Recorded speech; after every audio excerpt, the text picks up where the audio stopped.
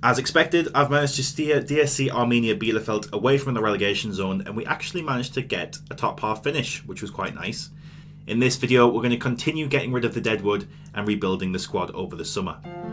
Welcome back to Bielefeld's Bundesliga Bounce Back, and we're going to start off with the season review.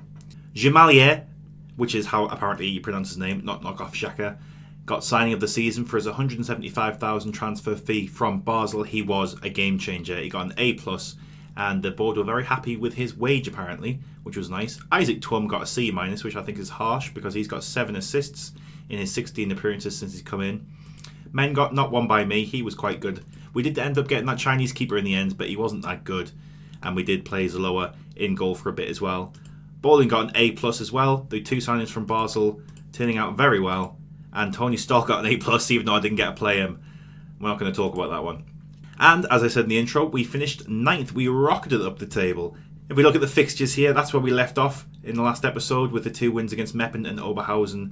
And we had quite a lot of wins, a few draws and a few losses spliced in there towards the end, as the momentum kind of fell out of the team because there was nothing really to play for. It was a bit boring in the end.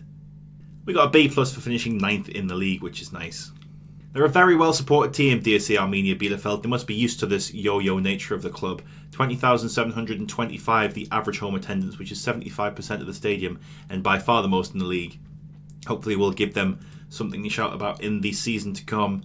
Goal of the season went to Koch, who finally got a goal. It was a really good game this actually. They had a corner and we were on the break and he took it round his man in the centre circle and then banged it into the bottom left hand corner. Great goal.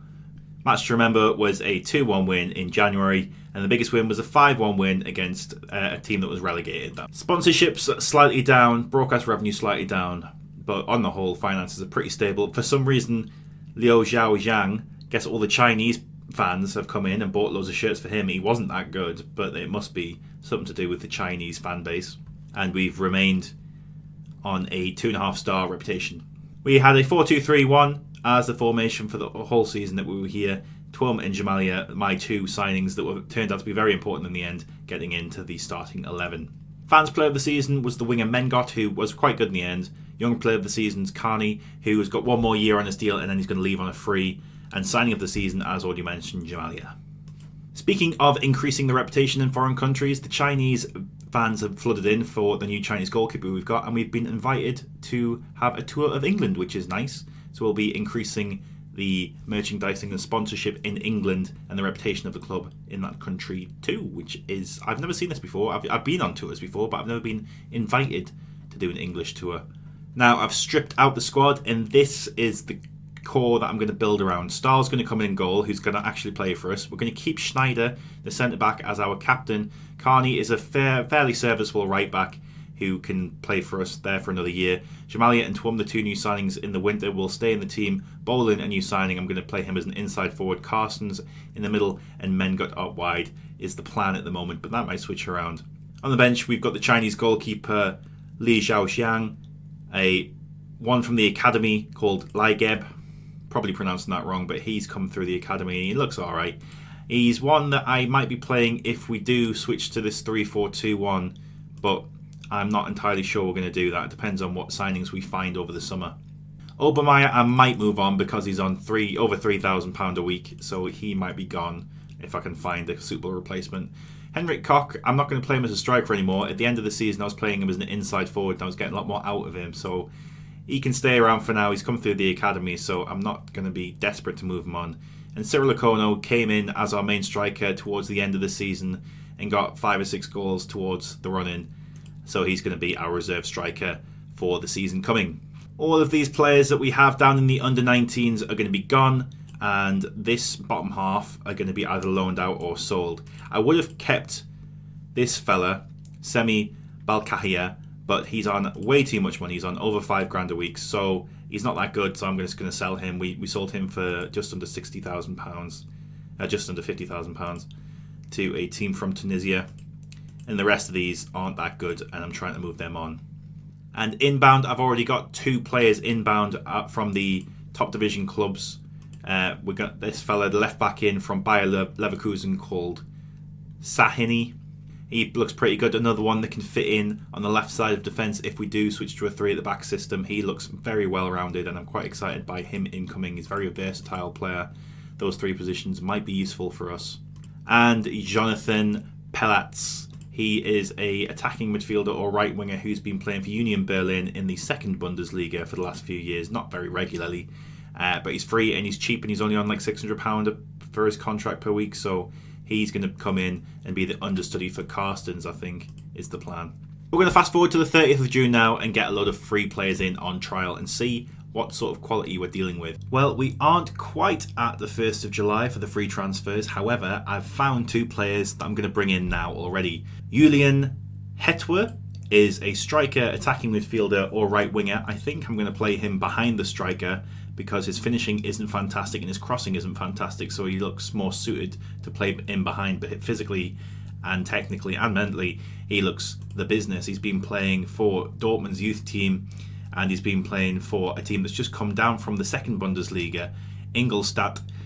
He played 7 times in the league above off the bench last season, and they're trying to get rid of him, and I think I'm going to go in for him. £120,000 on a £7,500 per week deal is going to be the highest at the club. However, our predicted committed spending at the moment is going to be £77,000 per week, and we have a wage budget of £106,000 a week. All of these players that I'm shipping out is going to dramatically reduce the wage budget after the 30th of June, when all of the rest of the dross gets gone. And one of above me, you can see on my shopping list, I'm going to try and get a couple of star centre-backs. Max Rossenfelder, I think, is going to be the first one. He looks very well-rounded. Look at those mental abilities. He's only 26 years old. He's coming in from Hanover. He made 1 appearance off the bench in the league above last year, but I really think he could do a very good job for us. Also, how disrespectful is this? Pite doesn't want to come to Arminia Bielefeld because he doesn't like me. I think he's just bitter that I've gone to a better club and he's stuck at Maso Puchov, but pangs of jealousy, I think, Pite. Pangs of jealousy. And the new players are in. I've got a B- for every single one of them, and I think they are pretty good. This centre-back's better than anything we've got at the club. Can play wide centre-back as well, but I think at the minute I'm going to be playing him as a centre-back on defend. This left-back looks the business, especially at 17 years old. He can improve quite a lot. Physically very good. 20 determination, which I always like, and the technicals are pretty good as well. Jonathan Pelatz, less impressed with, but still pretty good. I think I'm going to be training him to play on the wing.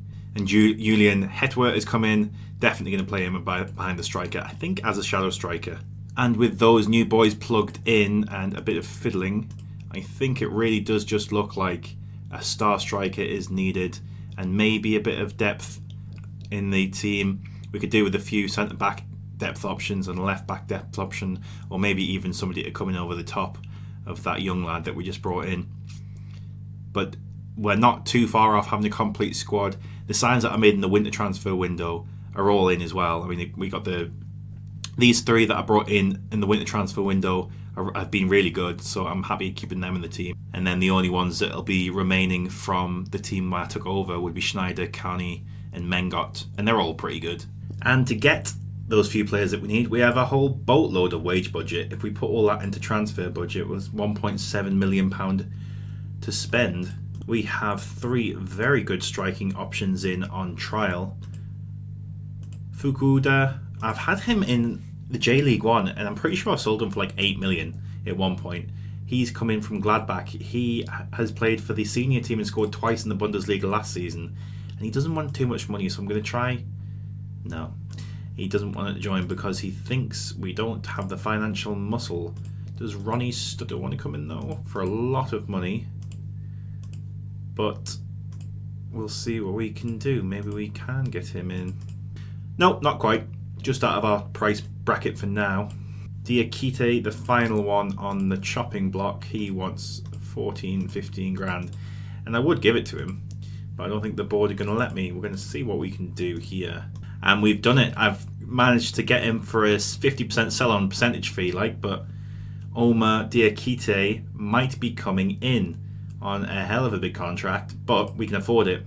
Last season he was playing League 2, but the season before he was in the Championship for Sunderland, who've just been promoted to the Premier League. Might be a bit over the top, but he's a good Bundesliga 2 player by the sounds of it. So he's 25, he's played for the Ivory Coast 14 times. He might be worth it. But we might not get him. Somebody else might get him. I'm going to put him in the team for now and see what he can do in the friendlies and hopefully not get injured.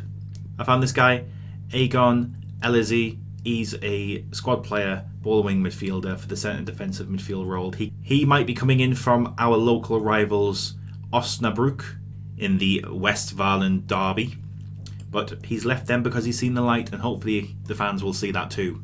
Well, as it stands, I've got a full team, but they need to accept the deals that I've offered them. We've got Elezi coming in, Diakite coming in, Pedro Bondo, a left back, coming in hopefully. He's been at Preston in League One most recently, Angolan left back, and a Palestinian defender called Najar, who's been another one who's released by Gladbach, who is in and around the first team.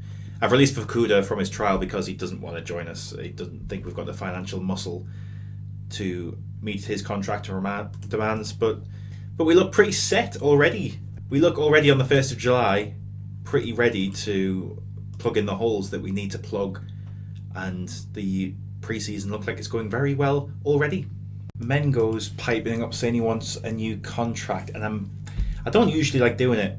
He's on just over $2,000 now, and he's wanting about $5,000. So I think because we've got so much wiggle room in the wage budget, I might entertain this. I might offer him the contract and then see what other wingers we can bring in as a replacement for him. But he was a very good performer last season, and you don't want to disrupt the team too much. He's got 9 goals and 2 assists in the league, so I might just give it to him. But of course, offers have started coming in for the players that we want. Diakite's got offers in, and Najar's got offers in. So it looks like we're going to have to look elsewhere, because as is, or well, maybe they'll come to us because we're offering them quite a lot of money. But teams from the league above are in for him, so I doubt he'll come here. And Pedro Bondo is in. I'm signing him because I like his name, and he's cheap-ish, £3,500 a week.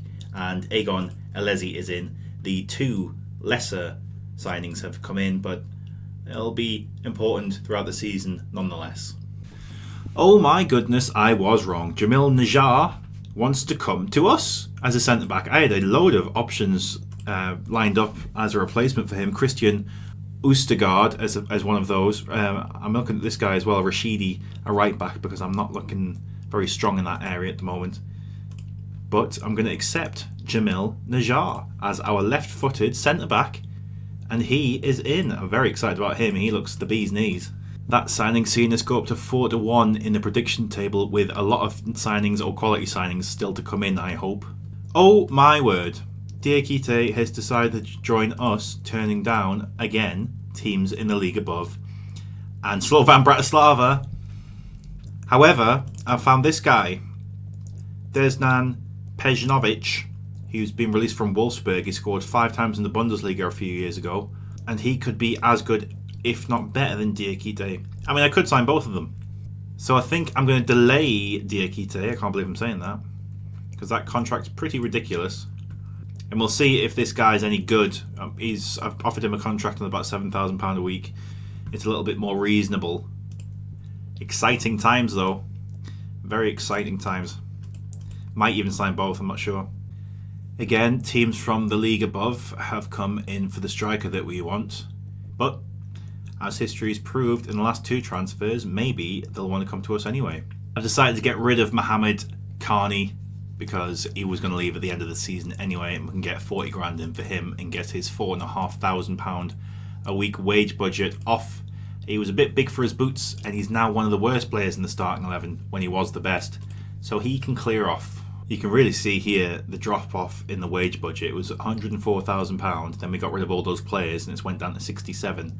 We're up to 80,000 now with a bit more quality added, and I think we'll be back up to the £100,000 mark by the end of the transfer window, but that money will be better used in quality players rather than just spread over 50 odd useless players. And Rashidi is in. He doesn't look like he's going to light the world on fire, but I just thought his technicals and mentals were really well-rounded, and his physicals were impressive. He's coming in from the team that got relegated last season. He played pretty much every game for them, and William Rashidi is in as a replacement for Mohamed Khani. Oh, and that's a bit of a spanner in the works. 2 to 3 month injury for Tony Stoll, so maybe we'll have to go in for another keeper. It's not impossible. We've only got 2 in the squad at the minute, so we might get another one in.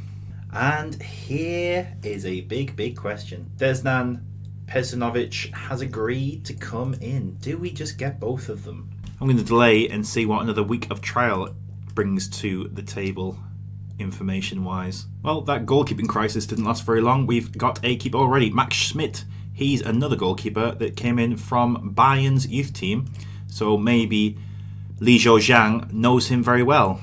And he's slightly better for my money than Tony Stoll anyway, so Tony Stoll doesn't look like he is going to play for us after all, after his 6-month wait. Sorry, Tony. I think what I'm going to do is accept Desnan Pesanovic, get his full report in because he does look slightly better and his contract is a bit more reasonable as well. He's going to come straight in and get the number 9, and then we're going to compare him, now we have full information, with Diakite. And Diakite better slightly mentally, but Pesanovic, I'll learn it for how to pronounce it for the next episode, looks a little bit better physically, slightly. Technically, slightly again, because of the heading attribute, in Desnan's favour. I feel like I can't really justify giving him that contract. £9,500 a week, or just over £9,000 a week. I don't think we're going to go for Diakite. I think we're going to have to reject this one. It's a difficult one, but I think I can't really justify how much money we're spending on him for how important he'll be. And even though Slovan Bratislava do want him, I think we've made the right decision there. Diakite is going to leave on his trial, and that leaves us pretty much bang on the wage budget. So that would have put us massively over. I think we're going to try and get in a few loans to fill in the last few positions. Schneider isn't going to be a starter this season, so I tried to get him off captain, but he wasn't having it. So Jamali is going to be the vice captain, which effectively means Schneider is going to be the club captain, and Jamali is going to be the on-field captain for the season. And look who it is, little Martin Hovarth. He's coming in as a depth option for midfield. He can play defensive midfield and attacking midfield, which is why I brought him in. He's not very good, but we're only paying £190 a week for him, so he can slot in the squad very nicely.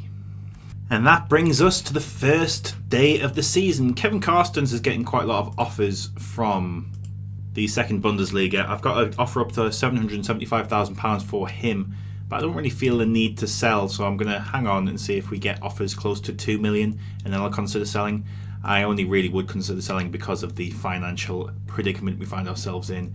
We keep getting money from sponsorships every year and then hemorrhaging it for the rest of the season. We do get quite a lot from gate receipts, but not enough to keep up with the wage budget. But that's the squad complete. We've brought in another centre-back to sit outside the squad on loan from Bayer Leverkusen. Physically he's quite good, and we're only paying him a little bit to sit down there, just under £1,000 a week. So he's fine for depth. Pedro Bondo has picked up a 2 to 4 week injury, so he'll be out the starting lineup for the first game of the season.